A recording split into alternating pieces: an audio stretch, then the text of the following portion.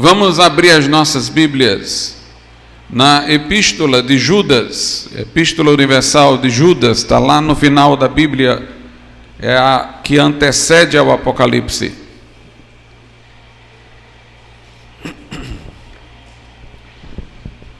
Ela só tem um capítulo, então versículos 3 e 4. Diz assim a palavra de Deus: Amados, procurando eu escrever-vos com toda a diligência acerca da salvação comum, tive por necessidade escrever-vos e exortar-vos a batalhar pela fé que uma vez foi entregue aos santos.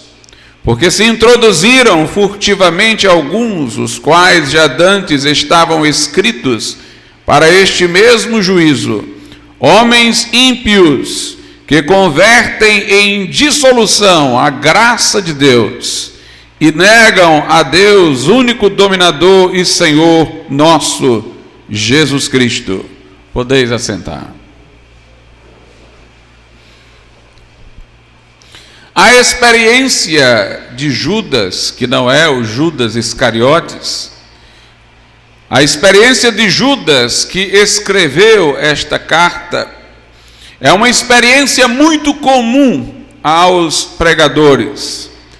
Às vezes, irmãos, nós temos o desejo de pregar sobre uma coisa, mas somos constrangidos pelos fatos, circunstâncias, necessidades, a mudar os nossos planos e pregar sobre outros assuntos e temas. Parece-nos que Judas inicialmente queria escrever uma carta que não fosse para tratar de problemas, de dificuldades, mas uma carta para, com alegria, falar da salvação que era comum tanto a ele como aos destinatários da carta. Ele diz no verso 3, Amados, procurando eu escrever-vos com toda diligência acerca da salvação comum. Talvez ele pretendesse falar sobre coisas relacionadas à grandeza da nossa salvação, a forma gloriosa como fomos resgatados, o amor salvífico de Deus, talvez acerca do percurso, do caminhar da vida de um salvo. Mas o fato é que ele diz que ele teve necessidade, metade do verso 3, de escrever-vos. Eu tive necessidade, eu queria falar sobre outra coisa, mas eu tive por necessidade de escrever-vos e exortar-vos a batalhar pela fé que uma vez foi entregue aos santos. Ele foi redirecionado pela necessidade e obviamente pela direção de Deus para encorajar os irmãos a batalhar, a lutar pela preservação da saúde doutrinária, da sanidade doutrinária da igreja. E ele faz alusão a um problema específico, dentre tantos que poderiam incomodar, mas era o que a ele naquele momento mais incomodava. No versículo de número 4, porque se introduziram furtivamente alguns, os quais já dantes estavam escritos para este mesmo juízo, homens ímpios que convertem em dissolução a graça de Deus e negam a Deus, único dominador e Senhor nosso, Jesus Cristo. Uma proclamação inequívoca de que Jesus Cristo é Deus, para quem estiver procurando versículo para a isso embasar. Pois ele diz ser Jesus, o único dominador e Senhor. Ele proclama a divindade de Cristo. Mas a sua preocupação no momento é com alguns que haviam entrado. Quando ele diz entraram furtivamente, já salienta que não eram pessoas realmente salvas. Eram lobos disfarçados de ovelha, porque introduziram-se como que por um furto. Introduziram-se fraudulosamente, inadequadamente no meio dos cristãos. Alguns que diz o texto que já estavam escritos para juízo. E eles procuravam converter em libertinagem, assim diz uma tradução, ou dissolução, assim diz a minha. Eles queriam converter em dissolução ou em libertinagem a graça de Deus. Eram os que vieram a ser chamados dentro das doutrinas cristãs, vieram a ser categorizados hereticamente como antinomistas. Ou seja, eles acreditavam que por ser a salvação através da graça, mediante a fé, não por obras, eles podiam se dizer perdoados, porque nominalmente professavam a fé, e entendiam que poderiam estar liberados para viver em seus pecados, já que a salvação não dependeria de suas obras, mas tão somente da graça de Deus. Usavam a graça de Deus como um pretexto para viverem de forma libertina, para entregarem-se às suas paixões, aos seus vícios, sem serem incomodados pela culpa. É curioso, irmãos, como as heresias se antagonizam ao longo da história da igreja. Paulo não teve problemas com este tipo de pessoa aqui, mais diretamente. Paulo teve problema com o outro extremo. Paulo teve problemas com os que acreditavam que a fé não era suficiente para a salvação, que Jesus não era um Salvador inteiramente suficiente para salvar os que criam. Paulo deparou-se com os legalistas, os judaizantes, os que acreditavam que o cristão, mesmo professando fé em Jesus, ainda estavam sob o regime da lei. E a fé deles tinha que ser complementada pelas suas obras, pelas suas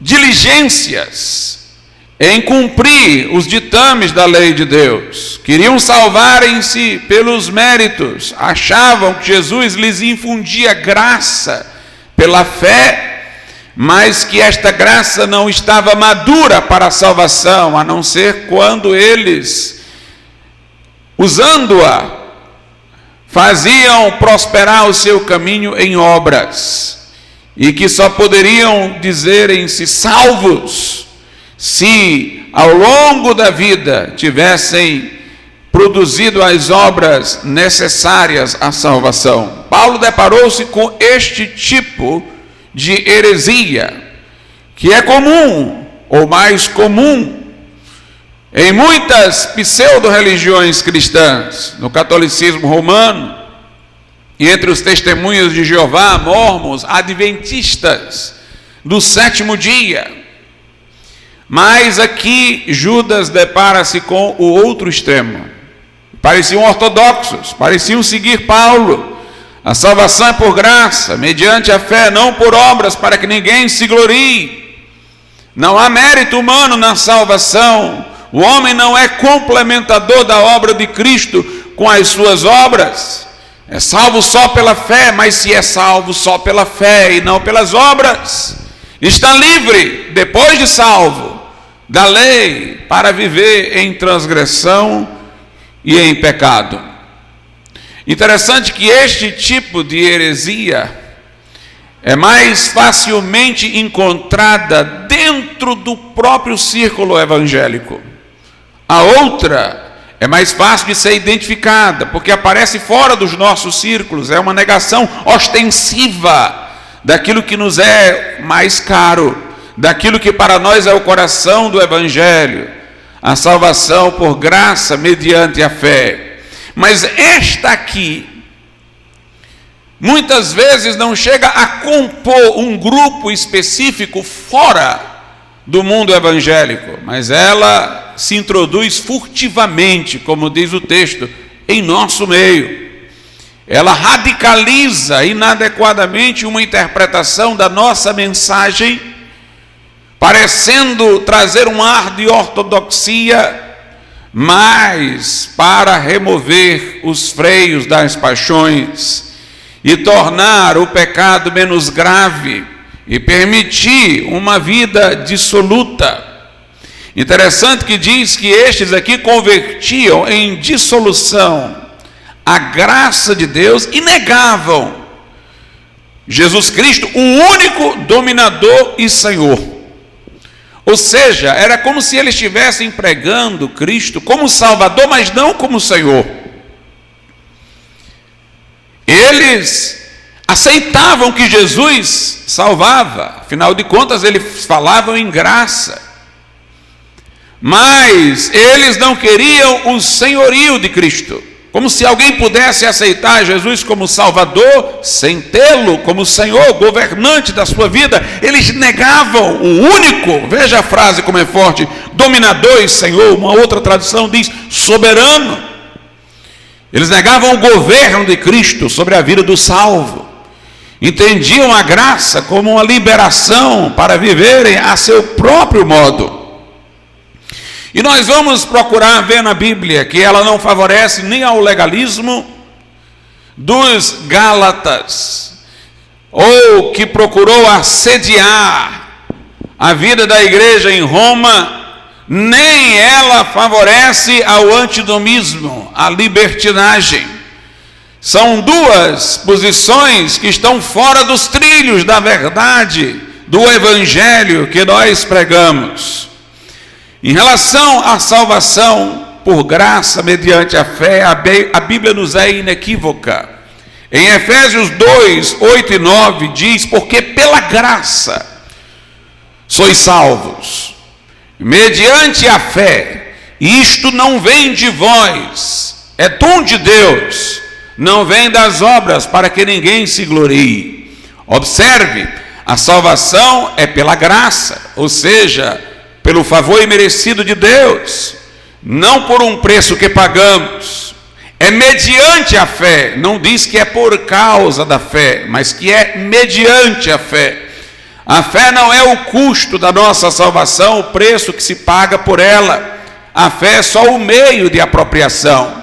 A fé não é meritória intrinsecamente, tanto que alguém pode crer naquilo que está errado, e essa fé lhe será uma destruição, porque a fé não vale por si, mas por aquele em quem ela está posta.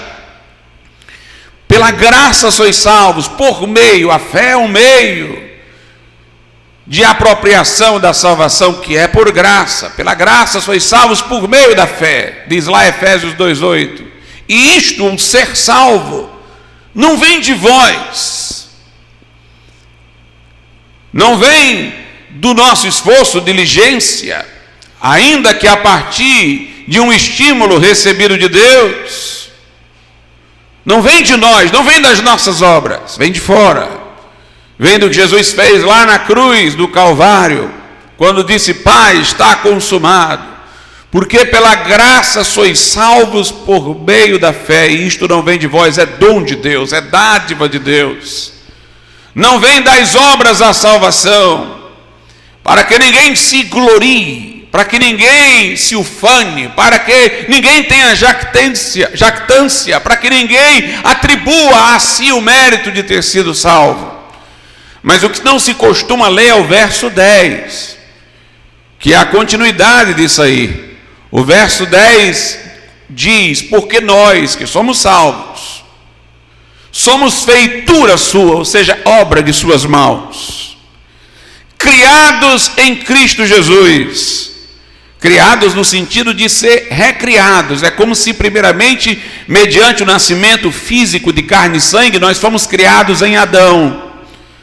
Nós estamos partícipe da carne e sangue de Adão, aquela que veio do pó da terra no princípio. Mas agora, nascidos de novo, não da carne e do sangue, mas espiritualmente, nós somos criados de novo, recriados em Cristo Jesus.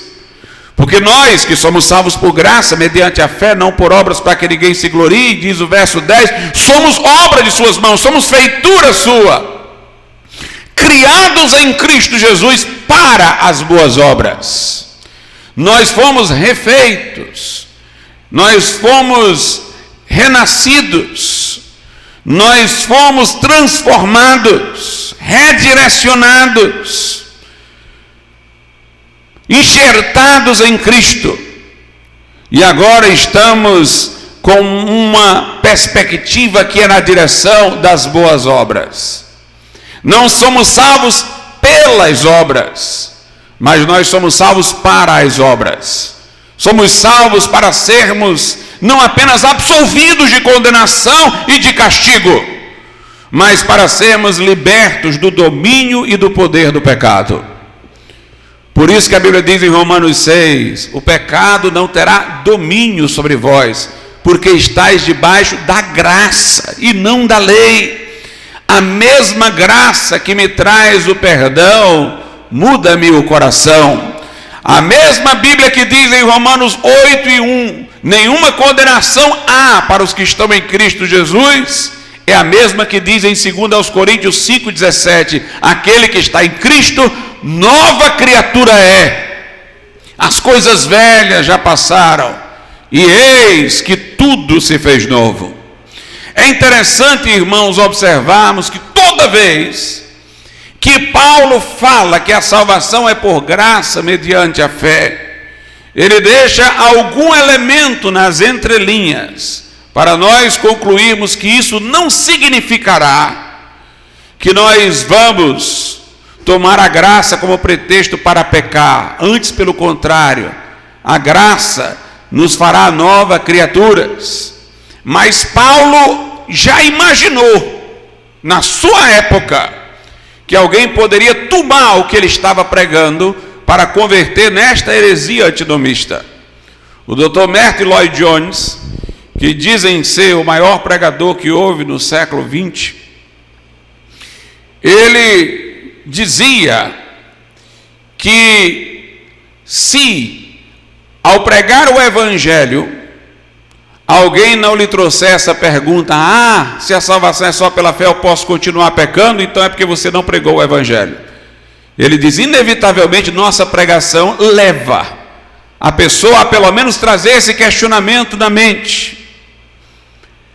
Ou seja, embora não seja essa a conclusão, nossa pregação induz a levantar este questionamento. Quando Paulo pregava a salvação por graça mediante a fé, havia quem quisesse já interpretar assim, de forma libertina.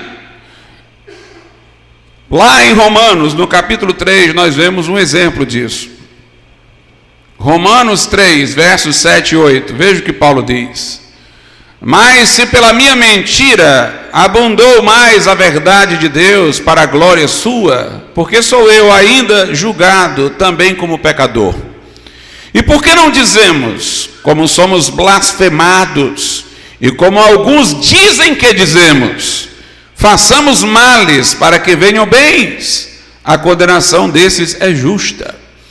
Paulo disse que alguns ridicularizavam a sua mensagem dizendo assim, a salvação é pela graça, mediante a fé.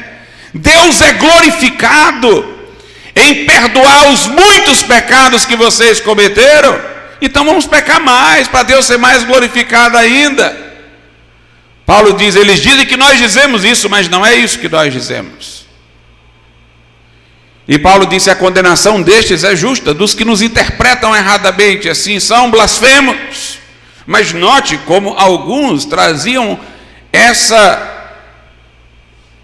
colocação. Em Gálatas, Paulo também fala que naquela época, quando ele pregava, alguns queriam trazer para esta interpretação errônea. Gálatas 2, versículo de número 16 e 17.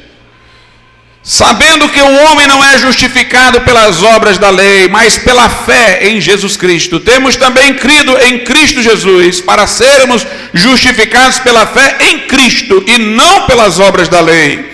Porquanto pelas obras da lei, nenhuma carne será justificada. Pois se nós que procuramos ser justificados em Cristo, nós mesmos também somos achados pecadores, é porventura Cristo ministro do pecado? De maneira nenhuma.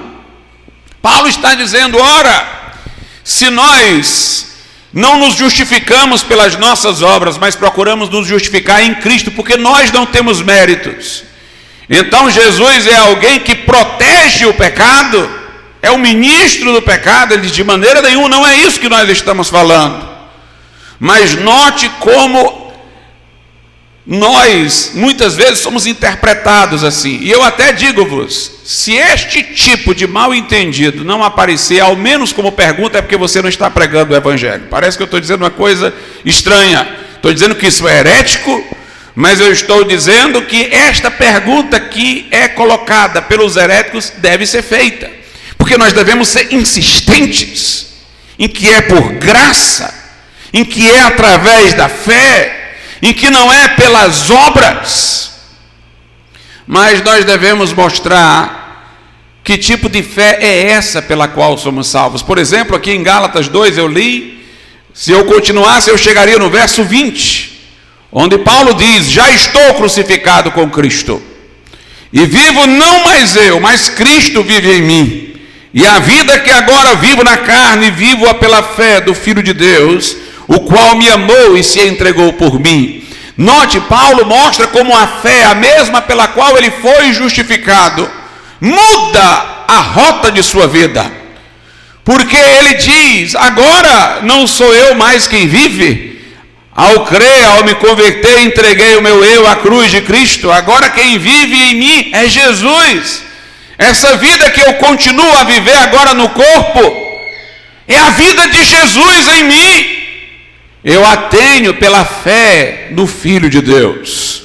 Então Paulo sempre faz questão de mostrar que onde há fé, há mudança de vida. Vamos voltar lá para Romanos, no capítulo de número 3 ainda, é onde lemos aquela afirmação. Vamos agora buscar no mesmo capítulo a correção para o mal entendido. Em Romanos 3, 28, Paulo diz assim: concluímos, pois, que o homem é justificado pela fé sem as obras da lei. Ele não arreda o pé da verdade, é por fé, não por obras. Mas no versículo 31, ele diz assim: anulamos, pois, a lei pela fé? De maneira nenhuma, antes estabelecemos a lei. O que ele quer dizer com isso? Paulo quer dizer, irmãos, que a fé pela qual somos salvos não desdenha da lei de Deus, reverencia a lei de Deus. Para que eu seja conduzido à fé em Jesus, pela qual sou salvo, eu tenho que primeiro ter reconhecido o diagnóstico da lei sobre a minha vida, de que eu sou pecador. Foi pela lei que eu conheci que era pecador, conforme Romanos 3, 20 e Romanos 7, 7. A lei mostrou quem eu era. Se eu cheguei à fé, é porque quando a lei me diagnosticou como um pecador, eu não achei isso bom. Não há fé sem arrependimento. Eu achei ruim. Eu não me revoltei contra a lei de Deus para crer, eu me revoltei contra mim. Paulo diz: a lei de Deus, Romanos 7, é santa, justa e boa. O problema está em mim, eu sou carnal, vendido sob o pecado. Paulo reconhece a validade da lei, a santidade da lei, e traz a culpa para ele. Miserável homem que sou, quem me livrará do corpo desta morte? Note que para eu chegar à fé, eu passo por essa experiência moral, de reconhecer-me pecador e abominar-me por ser isso, e não abominar a lei de Deus. O caminho da fé é um caminho moral, envolve arrependimento. Eu me lamento pelo que sou, eu desejo que eu fosse diferente, ou que venha a ser diferente. Isso está na própria natureza da fé, que está assentada no arrependimento. Quando eu creio em Jesus, eu reconheço que a justiça de Deus é tão absoluta, que para que ele pudesse me perdoar, o meu pecado teve que ser pago. Não havia como ele me perdoar sem fazer compensação pela culpa, sem satisfazer as exigências punitivas da lei. Por isso Jesus tomou o meu lugar e morreu por mim. Eu reconheço, portanto, a natureza santa de Deus, quando eu creio, assim como eu reconheço o seu grande amor por mim.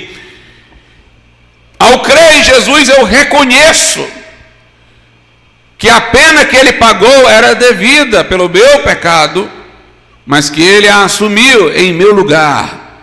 Portanto, a fé pela qual somos salvos não é um mero sentimento vulgar. Não é aquela fé que diz: Senhor, me perdoe pela tua graça, perdoe independente de qualquer coisa, errar é humano. Não. É uma fé que vê a gravidade do pecado, a santidade da lei, a realidade da culpa, como o castigo foi devido e como Deus me amou sem deixar de amar a sua lei. A fé, portanto, ela não torna a lei desprezível, ela convalida o valor da lei, a respeitabilidade da lei. O crente que creu entendendo o Evangelho, ele reconhece a santidade de Deus e da sua lei. Ele não vai viver vulgarmente, porque ele tem agora uma noção forte dos aspectos morais da lei de Deus. Em Romanos, no capítulo de número 5, diz assim a Bíblia Sagrada, verso 1: tendo sido, pois, justificados pela fé, temos paz com Deus por nosso Senhor Jesus Cristo. É um versículo tão curto e tão completo. Nós fomos justificados no tribunal de Deus, inocentados de acusações, absolvidos de punições, através da fé em Jesus Cristo. Por esta fé em Jesus obtivemos paz com Deus, um relacionamento sem o campo da acusação, sem o obstáculo da culpa. Deus deixou de ser o nosso juiz para ser o nosso pai. Estamos em paz com ele, não há inimizade. A fé em Jesus nos colocou nessa posição. Jesus se tornou a ponte, o mediador, a reconciliação com Deus, rasgou o véu, expiou a culpa, cancelou a dívida, abriu o caminho para que nós pudéssemos ter paz com Deus. Mas diz aqui no versículo de número 5, de Romanos 5, e a esperança que nós temos, essa esperança está mencionada no versículo 2, eu vou ler o 2 só para ficar claro, pelo qual, ou seja, por Jesus, também temos entrada pela fé a esta graça, a graça de termos sido justificados e estar em paz com Deus, na qual estamos firmes, e nos gloriamos na esperança da glória de Deus. O crente justificado tem esperança de um dia estar com Deus em sua glória. Aí o verso 5 diz: e a esperança não traz confusão. Esta esperança não é incerta, porquanto o amor de Deus está derramado em nossos corações pelo Espírito Santo que nos foi dado. Quando eu confio em Jesus como meu Salvador e sou reconciliado com Deus, naquele momento o amor de Deus é derramado em meu coração através do Espírito Santo. Isso deve ser entendido no sentido amplo da Bíblia. Deus é amor, é a própria natureza divina que está sendo infundida dentro de mim. O amor é o fruto do Espírito, é a raiz do cumprimento da lei. Jesus disse: ama a Deus de todo o teu coração, alma e força, e o teu próximo como a ti mesmo, e terás cumprido toda a lei. Quem tem este amor, cumpre a lei. Portanto, uma nova natureza, a natureza de Deus, a raiz do cumprimento da lei é derramado dentro do meu coração. Há sempre aqui uma disputa teológica que hoje está esquecida, mas que foi muito afogueada no século XVI. É a relação entre a fé e o amor. Entre a fé e o amor. O catolicismo via a relação entre a fé e o amor como relação entre antecedente e consequente. Primeiro você tem fé, aí depois você tem o amor de Deus. E se você não der expressão a esse amor de Deus para complementar a fé, você não é salvo. Era o mesmo que dizer que se você não tivesse obras, a sua fé não lhe poderia salvar. Mas para nós não é assim. A relação entre fé e amor, o amor de Deus, não é uma relação sucessiva, antecedente e consequente. Embora a fé venha antes, o amor não se agrega à fé do lado de fora. Ele entra dentro da fé. É como se fosse uma relação entre forma e matéria, entre continente e conteúdo, uma garrafa e a água dentro. Embora eu tenha posto a água na garrafa, depois de a garrafa ser apresentada a mim, ela veio primeiro. Quando a água entra na garrafa, ela torna-se uma com ela. Ela não está como uma coisa seguinte, ela está dentro, ela passa a ser o conteúdo da garrafa. Então a nossa fé é como se fosse uma dilatação do nosso coração. Ela abre o nosso coração, ela quebra a casca, ela abre a porta, e aí o amor é derramado dentro do coração, dentro da fé, de maneira que a fé pela qual somos salvos é uma fé que opera pelo amor. Está lá em Gálatas, no capítulo de número 5. Em Gálatas, capítulo 5, a Bíblia diz o seguinte, no versículo de número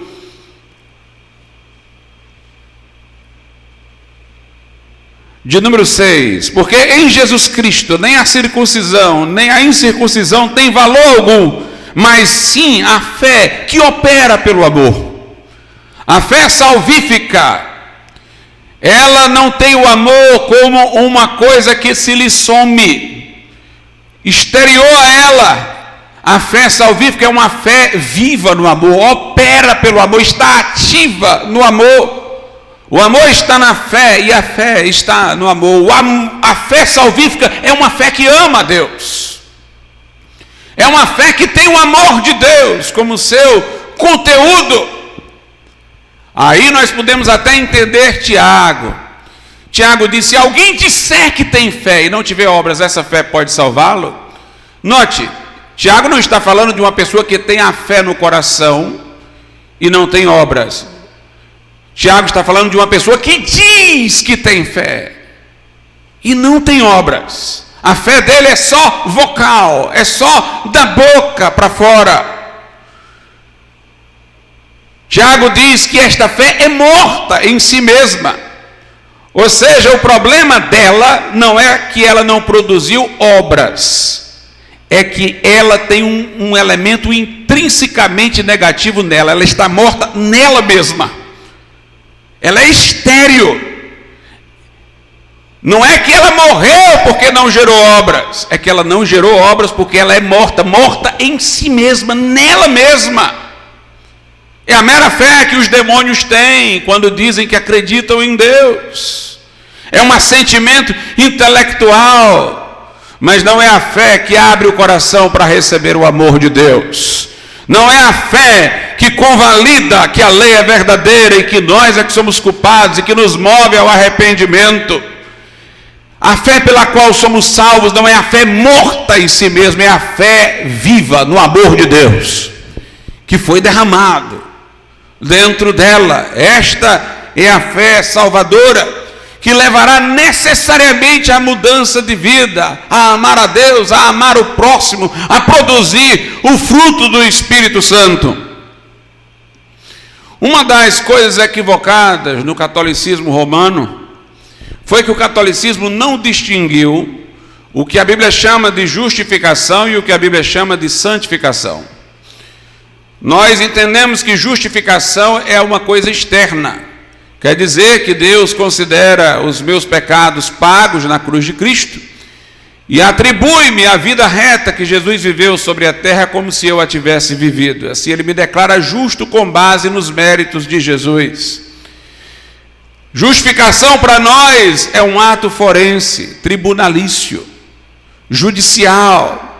É um ato de absolvição, está em oposição à condenação.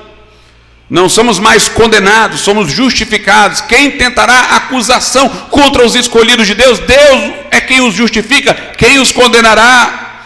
Somos absolvidos pelos méritos de Jesus. A justificação é instantânea. Na hora que cremos, fomos justificados, fomos absolvidos. A santificação, entretanto, é um processo. É progressiva, é gradativa, é continuada. Agora, com o amor de Deus derramado em nossos corações, nos cabe seguir o amor, como diz o apóstolo aos Coríntios. Deixá-lo frutificar em nós, sermos dominados pela vida de Cristo, deixarmos ela ter expressão em nossa existência de forma crescente, produzindo, como disse Jesus, primeiro a 30, depois a 60, depois a 100, progressivamente. Isso é a santificação. É uma realidade em movimento. A santificação, ela tem progressão, ela tem gradação, ela se manifesta numa vida nova, transformada, que progride dia a dia para ficar à semelhança de Cristo. Mas uma coisa é a santificação, outra a justificação. Nós estamos vivendo em santificação, num movimento de progressão, de crescimento na graça, no conhecimento de Jesus, amoldando-nos à imagem de Jesus, sendo transformados de glória em glória à sua imagem, como diz 2 Coríntios 3,18. Porém, a base da nossa aceitação diante de Deus não é o estado da nossa santificação. Por melhor que nós tenhamos desenvolvido a vida em santificação, quando chegar o dia da nossa morte, ainda estaremos imperfeitos. Se a base da nossa aceitação perante Deus fosse a nossa santificação, então iríamos para o inferno, porque ainda estaríamos em algum grau de imperfeição. Mas nós estamos seguros da nossa salvação, porque a base da nossa aceitação é o que Jesus fez na cruz por nós. Estou progredindo em santificação, quero a cada dia ser mais santo, mas não estou angustiado por isso, estou preocupado só em amar a Deus, não a temer o seu juízo quanto à minha vida no porvir, porque ela já está assegurada pelos méritos e pela cruz de Cristo no céu. Estou justificado, ato instantâneo, mas estou sendo santificado, um estado em movimento. Para a igreja romana não havia distinção. A igreja romana entendia justificação não como uma coisa oposta à condenação, não como um ato forense de um juiz ou de um tribunal. Ela entendia justificação como ser tornado justo, ficar justo, perfeitamente justo. E assim ela entendia que justificação era o mesmo que santificação. Como ninguém morre perfeito, ainda há dívidas a serem pagas no purgatório. É a visão católica. É preciso compensação que a própria pessoa faça através de penitências. Mas a Bíblia distingue claramente justificação e santificação. Veja o que diz em 1 Coríntios 6, verso 11, para dar exemplo. E é o que alguns têm sido, mas haveis sido lavados, mas haveis sido santificados, mas haveis sido justificados em nome do Senhor Jesus e pelo Espírito do nosso Deus. Então o texto fala que os crentes de Corinto foram santificados e que eles foram justificados. As duas palavras estão distinguidas. Eles foram tanto santificados como eles foram justificados. Há uma separação de propósito. Lá em 1 Coríntios 1:30, a Bíblia diz: mas vós sois de Deus em Cristo Jesus, o qual se tornou para nós Deus sabedoria, aí diz justiça, justificação, sabedoria, santificação e redenção. Há uma distinção entre justiça, santificação e redenção. A redenção é futura, quando o nosso corpo for glorificado. Nós gememos, diz a Bíblia, aguardando a redenção do corpo. A santificação está no meio, e a justiça é a primeira coisa mencionada. Jesus é justiça, santificação e redenção. Portanto, há uma distinção entre Jesus ser a nossa justiça e Jesus ser a nossa santificação. O que, entretanto, nós trazemos para nós desse versículo é que Jesus é tanto uma coisa como a outra. E assim como eu não posso dividir Cristo em dois, eu não posso imaginar alguém justificado que não esteja sendo santificado. Porque o mesmo Jesus que é a justificação do crente é também a sua santificação. Os libertinos, os antinomistas, que convertem em dissolução a graça de Deus, são aqueles que querem separar Jesus como justificação e Jesus como santificação. Querem tê-lo no primeiro sentido, Jesus como sua justiça, mas não querem ter Jesus no segundo sentido, como a sua santificação. A Bíblia mostra-nos, irmãos, que nós somos salvos por graça, mediante fé, justificados, mas Deus nos absolve de castigo com o propósito de nos colocar no outro plano, no outro percurso. Ele nos tira daquele plano inicial pelo qual nós iríamos ser condenados, mediante a cruz de Cristo, para nos colocar em outro plano. Lá em Romanos 8, a Bíblia mostra que plano é esse. Romanos 8, a partir do versículo de número 29. Porque os que dantes conheceu, alusão à presciência de Deus, aqueles a quem Deus em sua onisciência viu que seriam crentes. Porque os que dantes conheceu, também os predestinou para serem conformes à imagem de seu Filho. O plano de Deus para nós, irmão, não é de nos livrar do inferno. Isso é necessário para o plano de Deus, mas não é o fim do plano de Deus. A salvação não é simplesmente não ir para o inferno. A salvação é ter restabelecida a imagem de Deus que o homem perdeu pela queda. Deus nos predestinou para nós sermos conformes à imagem de Jesus. Esse é o objetivo. Nossa vida toda aqui vai ser uma vida indo nessa direção da imagem de Jesus, a fim de que ele seja o primogênito entre muitos irmãos, a fim de que Jesus seja o primeiro, o modelo. Aí ele diz no verso 30, e aos que predestinou, a estes também chamou. Chamar na Bíblia tem um sentido aqui de vocação. Não é aquele chamado que Deus faz a todos para que venham a converter-se. É o chamado específico que Deus faz o crente. Uma vez que cremos, nós somos chamados para sermos conforme a imagem de Jesus, vocacionados. Deus nos chama numa direção. Então, aqueles a quem Deus predestinou também chamou, e aos que chamou, a estes também justificou, e aos que justificou, a estes também glorificou. Note, as três coisas estão aqui mencionadas. Deus, quando nós nos convertemos, nos chama para sermos conforme a imagem de Jesus. Esse é o propósito.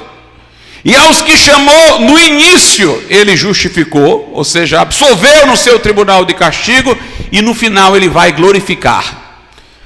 A glorificação é o final, quando nós tivermos um corpo incorruptível, seja pela ressurreição vitoriosa dos mortos, seja porque seremos transformados em vida pela vinda de Jesus Cristo.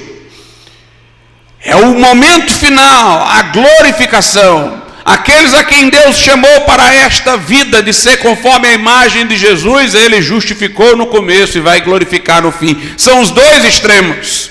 E entre os dois extremos, esse movimento na direção da imagem de Jesus. A justificação é instantânea, eu criei e fui justificado.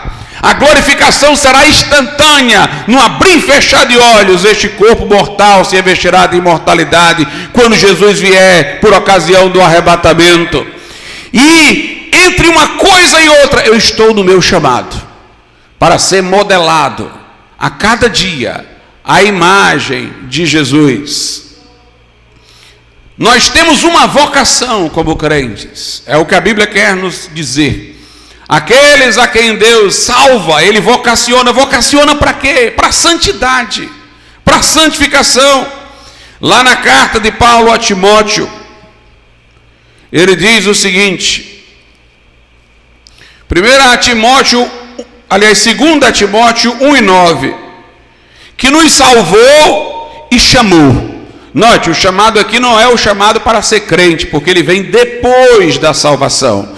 Que nos chamou, nos salvou e chamou. É o chamado para santificação, é o chamado para ser conforme a imagem de Jesus. Ele nos salvou e depois nos chamou com uma santa vocação. Não segundo as nossas obras, mas segundo o seu próprio propósito e graça, que nos foi dada em Cristo Jesus antes dos tempos dos séculos. Deus tem um plano de nos salvar e nos chamar com uma santa vocação.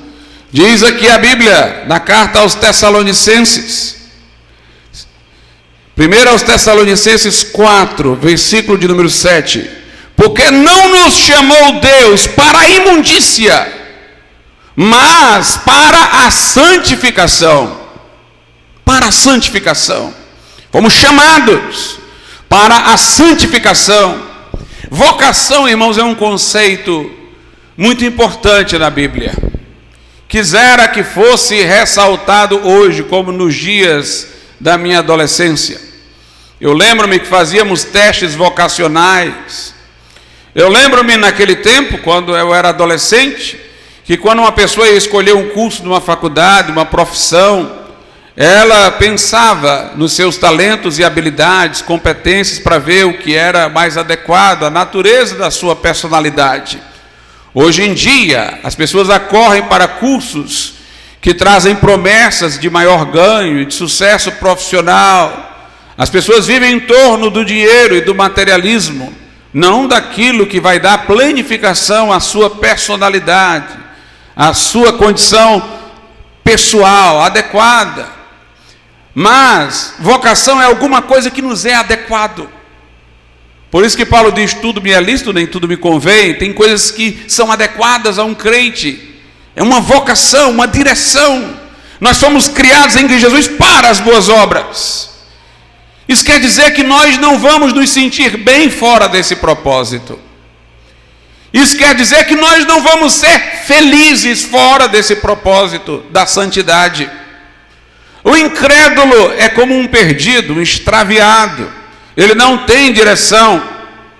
Então ele não entende isso que nós vamos falar. Ele peca e troca de pecado, e ele se sente como um porco na lama, achando aquilo ali a melhor das maravilhas, porque está entenebrecido, como diz Paulo aos Efésios, separado da vida de Deus pela ignorância do seu coração.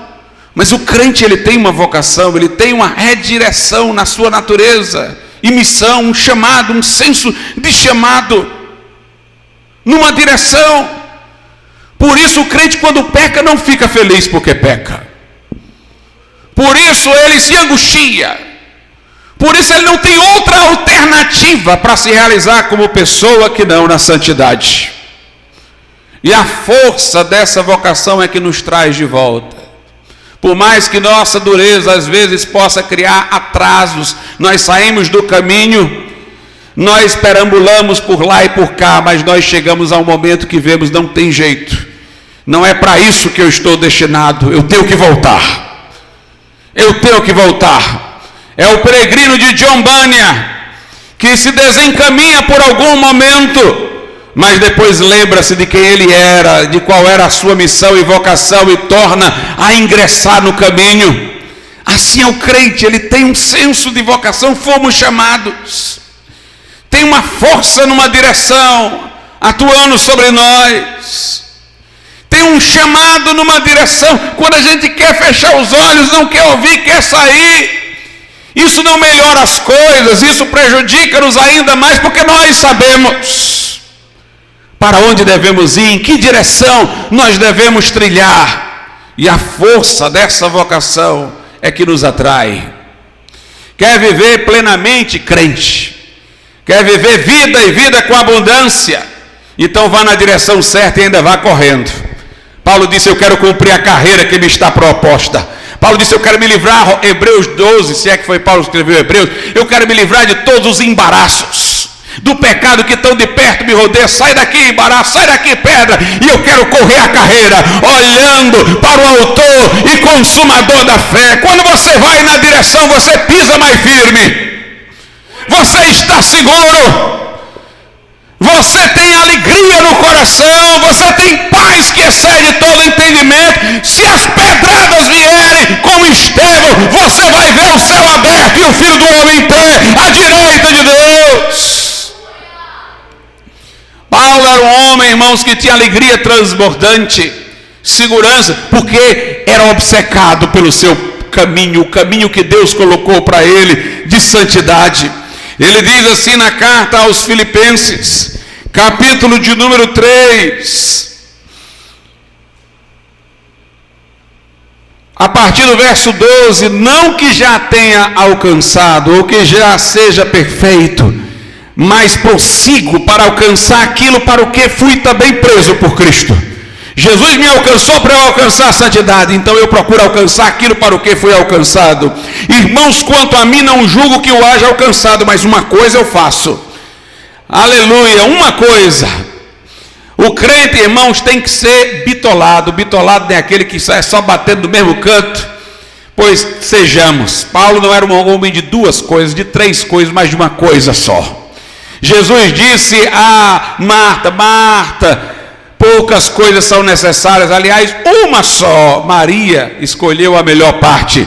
Jesus disse ao jovem rico: uma coisa te falta. Meus irmãos, sejamos alguém de uma coisa só, que quer comamos, quer vivamos, bebamos, vivamos para a glória de Deus. Que tudo que fizerdes por palavras, por atos, fazei em nome de Jesus, dando graças a Deus Pai. Vamos viver para Ele. Irmãos, quanto a mim, não julgo que haja alcançado, mas uma coisa faço, e é que, esquecendo-me das coisas que atrás ficam e avançando para as que estão adiante de mim, eu prossigo para o alvo, pelo prêmio da soberana vocação de Deus em Cristo Jesus. Sejamos desejosos pela santidade, sermos santos como Ele é santo. John Whitefield uma vez explicou a seu próprio modo os galardões do céu. É um grande mistério. Todos os crentes serão igualmente salvos, mas não igualmente galardoados. Uns terão mais, uns terão menos. E essa ideia de mais e de menos pode trazer a ideia de que alguém possa ter ficado infeliz, né? Aquele ali ganhou mais, eu ganhei menos. Mas todo mundo no céu vai estar realizado, embora alguns terão mais do que outros. A explicação de George Whitefield para mim até hoje é a melhor que eu já pude ter. George Whitefield disse: quanto mais santo você é, mais você consegue ver uma felicidade maior. Mais você sente uma felicidade que você não conhecia no degrau anterior. Então lá no céu todo mundo vai ter a felicidade que desejou. Todo mundo vai estar realizado porque vai ter a felicidade que desejou. Mas os mais santos foram capazes de dilatar a visão para ver uma felicidade maior do que os outros que estavam abaixo.